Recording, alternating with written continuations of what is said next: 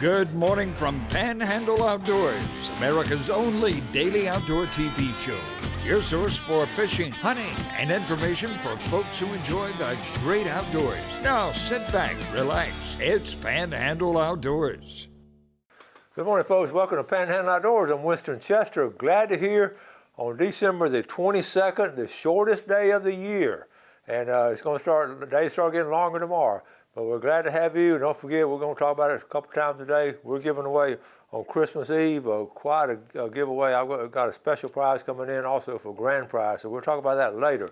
Right now, let's take care of our weather. High 66, low 47. Not near as cold as it was last week. Water temperature at the pier is around 62 degrees. That's pretty chilly right there. Our river readings, I don't have our river readings from Mountain Dew, but you still want to get out and do, and we'll get caught up on the river readings later. Our tide chart brought to us by Kent Forest Lawn. We're looking at neap tides. All week it's going to be neap tides. Last week was just really strong, but this week we're going to be neap tides. Low around 940, high around 625 tonight, but not a lot of movement. The wind's going to be coming out of north, probably around 5 to 8 is what they're calling for. So nothing really strong, and we're going to have got some cold weather coming in. So y'all get prepared and get that firewood set up there by the back porch and get ready to have some warm fires for Christmas. Let's take our break. We got a special guest. Take our break. We'll be right back.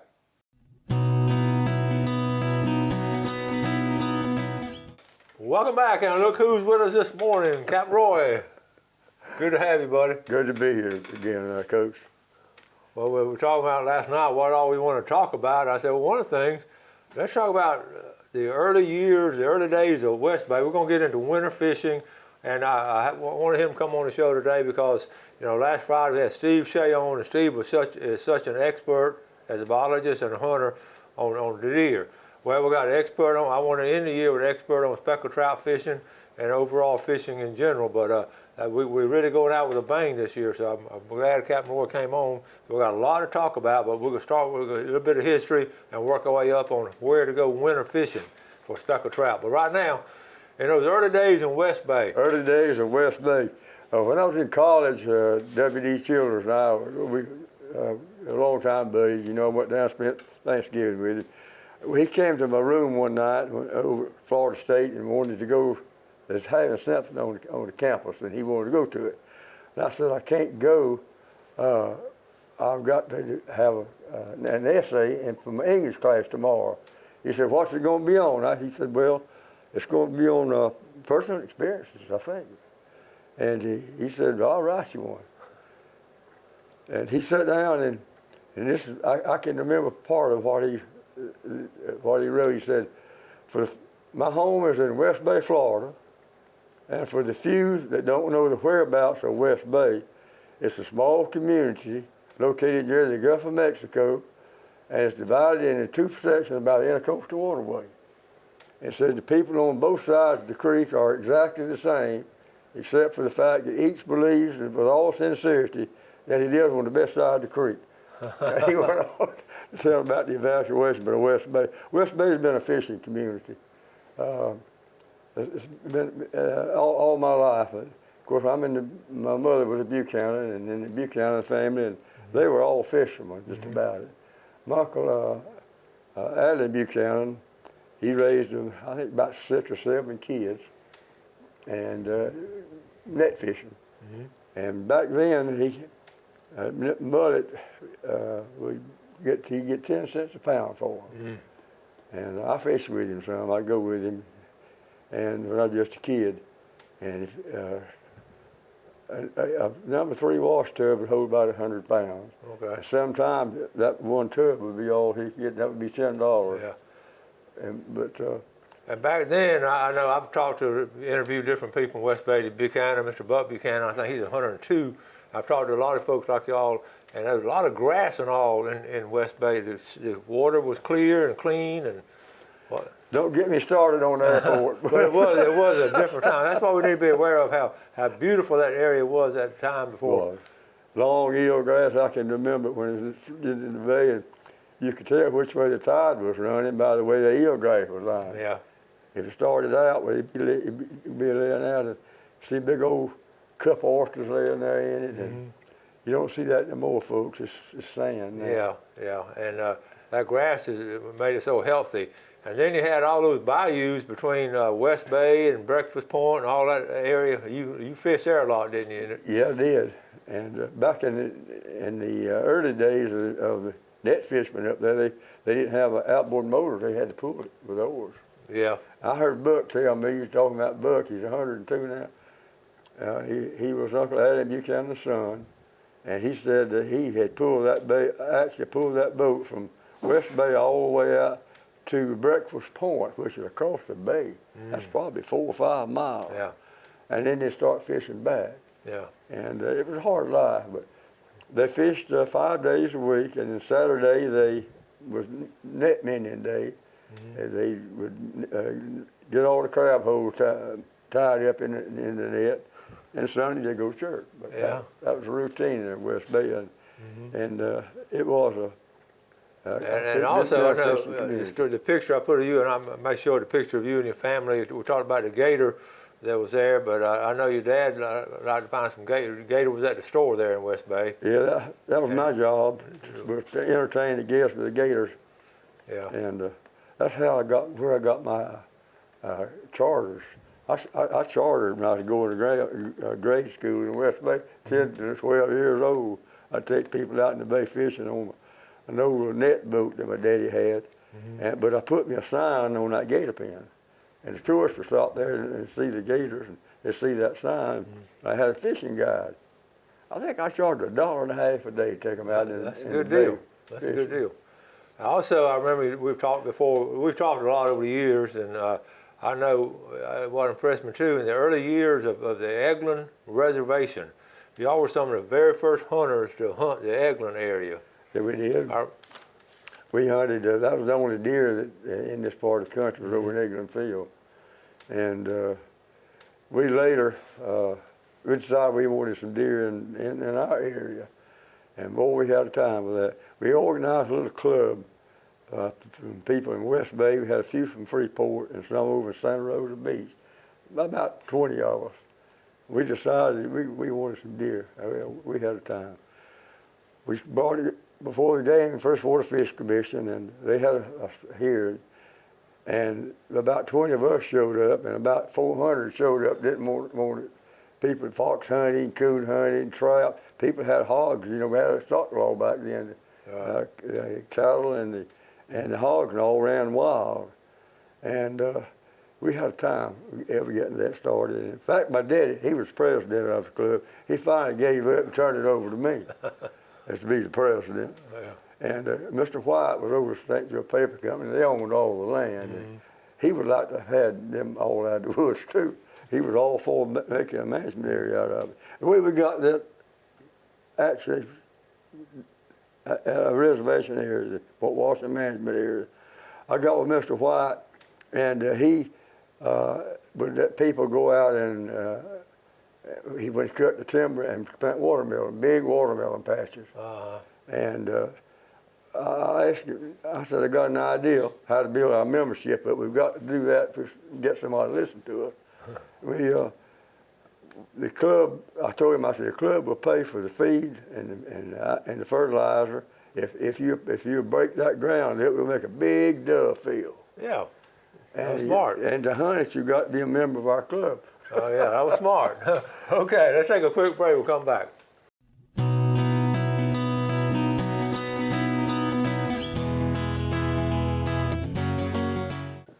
Okay, welcome back. Today we're Captain Roy, and we got all kind of, we can sit here and talk for hours about the good old days, but we want to move along, but we want to tell one more story, and then we're going to move into fishing. What about panthers? We talk a lot about panthers. I heard all my life about people sitting here and seeing panthers around in the woods.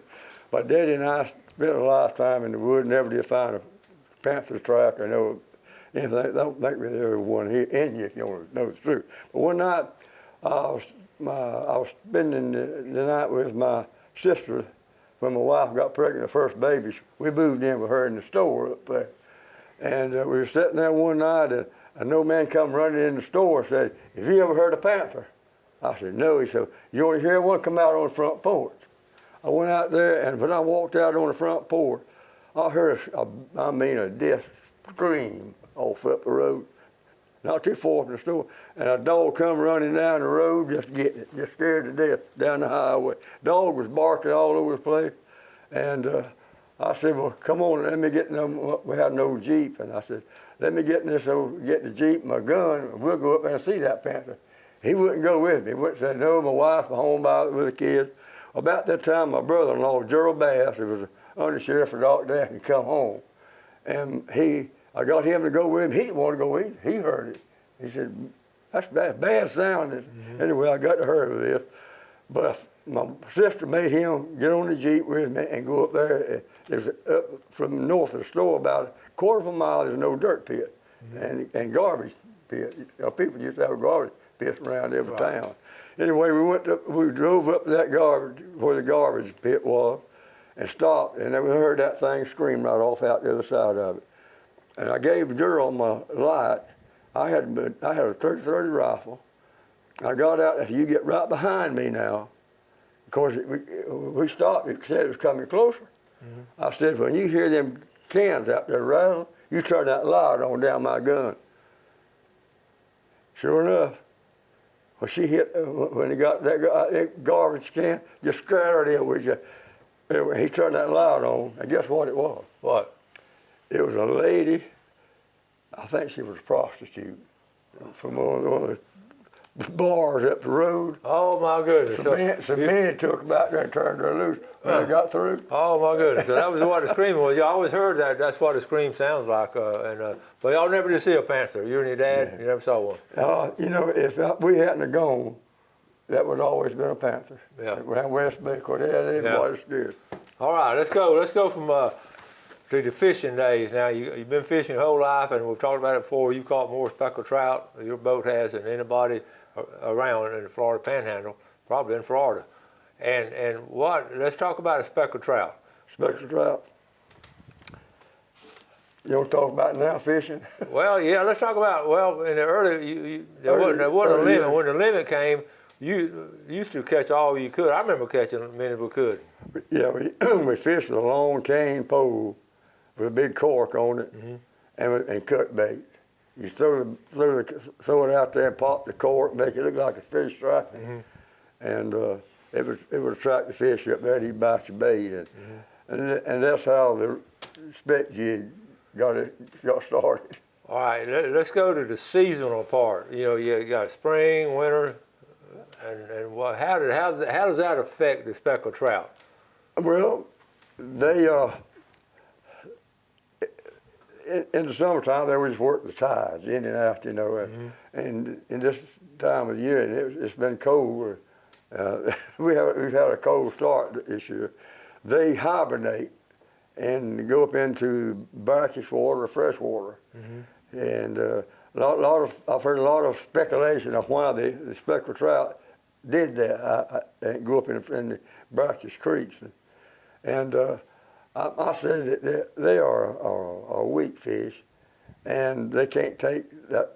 You know, salt freezes things, and they running from the salt. What I think it is. But right now, that's where you're gonna find them. Water temperature, I believe you said it was 62. You can look for them being up in intercoastal waterways.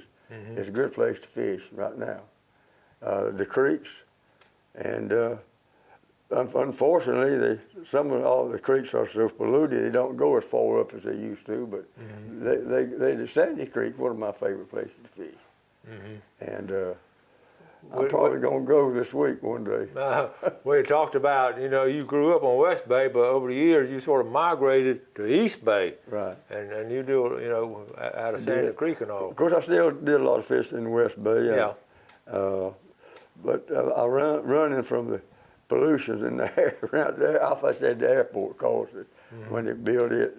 And all the runoff came there, killed the grass, killed the oysters. And I did move up to East Bay. I got up there, and the Mormon church had built a ranch out parallel in that Highway 22. Yes. Just thousands of acres, cleared it, and it's hurt that base too. You know, Winston, we are trying to destroy the outdoor life that I've enjoyed all my life, and with development. We're going to take a break, and we'll come back and we'll talk about speckled trout fishing and where else to go and some more things. Be right back.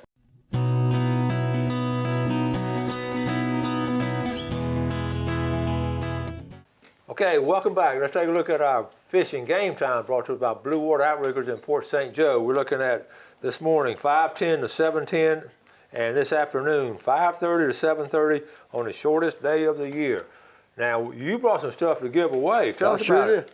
I got, we'll give away make some Christmas presents. Okay. We're going to give away 3 of them, and in this package, I've got the rig, what we call a rig, got the float with it, and it's got 2 replacement jigs in it. And you signed it? You autographed it? I've autographed them. That's a collector's item right there. A lot of people are probably going to make antiques out of them. Yeah. So I signed all of them. Okay, we got 3, so I'm going to draw out 3 names, and you're going to take them to C&G? C&G Sporting Goods. Okay, and you pick them up down there. The first name is going to be from Fountain, Charles Michael. Okay, the second one is going to be, put that on there. And you're going to put Charles on there, that'll keep it straight. From Weewall, Charles Stringfella. So we got Fountain. Congratulations, Charles. Fountain and Weewall, and then from all the way from Alpha, Andy James. From Alpha. Alpha. So we got Weewall, Fountain, and Alpha. You've got a rig and you've got 2 replacement jigs, all autographed. I've also got my captain's card in there too. Well, thank you for bringing those. Thank you for giving those to the viewers. They'll be at C&G Sporting Goods probably tomorrow. Okay, well, we'll get them all squared away. That'd be great. Okay, now let's get back to speckled trout fishing. Wintertime fishing, how are you going to do it different? How we're going to do it different? One thing, you fish a little bit slower. Now, I'm going to tell you how to do it with my jig. And there's a lot of this jig. By the way, this is the original. That's the original jig. The original mold. Nobody else can make this jig but me because they don't have the mold. Yeah. I came out of these Birmingham steel mills. Louis Spinks had that. Louis Spinks. Yeah, sure did. And these things became alive in the late 40s or early 50s when they're 70 years old. The same old bait. The fishing them in the summertime, of course, you give it more action. Now, starting out fishing, I would start trolling. And by the way, you troll these jigs. You can. Some people puts a swivel on it and puts 2 of the jigs, one a little bit behind the other, and troll real slow out into deep water. That's where they're going to be. And when the sun comes up and warms the top water up a little bit, then you want to get on the sunny side of, say, Sandy Creek, get over on the west side there and let the sun shine. And they will move up in that shallow water, and then you can fish with a jig, but don't fish it fast. Throw the jig out there and let it just sit. And maybe move it real slow. Don't pop it and jerk it, because they don't want to fight. Yeah. In the wintertime. And you also control with the jig with the lure, mirror lure. That was why they were originally made. Louis made them to be used for trailer behind a mirror lure plug, just trolling real slow with them. But the main thing is do it slow. Throw it out there, and my son Kenny Ray, he put about a 5-foot leader on that. Okay. You just throw it out and let it get on the bottom and fish it real slow. But I would, if you're going, when you use the float, these got about 30-inch leader on them. You may want to cut this off and make you about a 4-foot leader on it. To get it deeper, let it down a little bit deeper. Yeah. Fish it slow, whatever you're going to fish with. And again,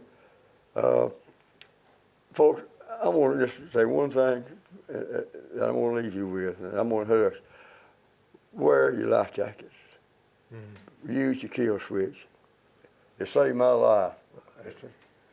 I got ejected over in Sandy Creek from Hurricane Michael. It blew down something. My motor, I was going around a corner, and my motor foot hit something, a log or something, and threw that boat up. It threw me out on one side, my son Kenny on the other. And I had a what you call self-inflated thing. And I had it, and it was cold that morning, and I had a coat over it. Don't do that. Yeah. Read the instructions on these things. So you can get to it, yeah. When that thing inflated, instead of coming out on my chest, it went right straight up out of that coat, and left me dangling with that strap that tied it together right under my chin. And I had the kill switch on, thank the Lord, and it killed the motor and threw Kenny out.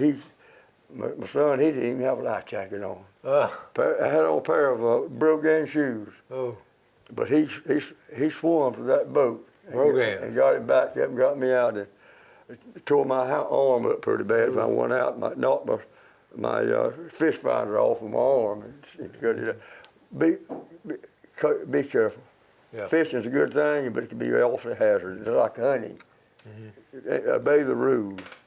Yeah, talking about hunting, I called him the other day. He was in a tree stand. So you've been hunting pretty heavy, hadn't you? Well, no, about 2 days a week. Just 2 days a week. The other day I was hunting up there about the time that I had some deer come up out there. Deputy Childers called me on the telephone, want me to come back down. That's good. I have old childhood friends and I'll call you.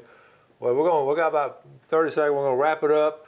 I know, again, we appreciate you coming on, appreciate you being a part of Panhandle Outdoors and a consummate outdoorsman and with the experience you've had. And I know you're going to have a rough Christmas this year without Miss Myrtle, but I know you're in our thoughts and prayers. And I know you're going to get a lot of cake and all, but you can't eat all of it. You have to share it. I want to wish everybody a very Merry Christmas. God bless you. Thank you very much. And folks, always, we appreciate you watching. And tomorrow, we're going to do a recap tomorrow, and then on Christmas Eve, we're going to give away. And the grand prize is going to be a guided fishing trip with Michael Coward. That's going to be the grand prize on the year, plus a lot of other stuff we're giving away. So thank you all for watching. I always appreciate Captain Roy. You do something good today for your fellow man. Have a great day, and God bless. Thanks for watching America's only daily outdoor TV show, Panhandle Outdoors with Winston Chester, featuring hunting, fishing, and other activities and information to help you enjoy the great outdoors. Join us next time for Panhandle Outdoors.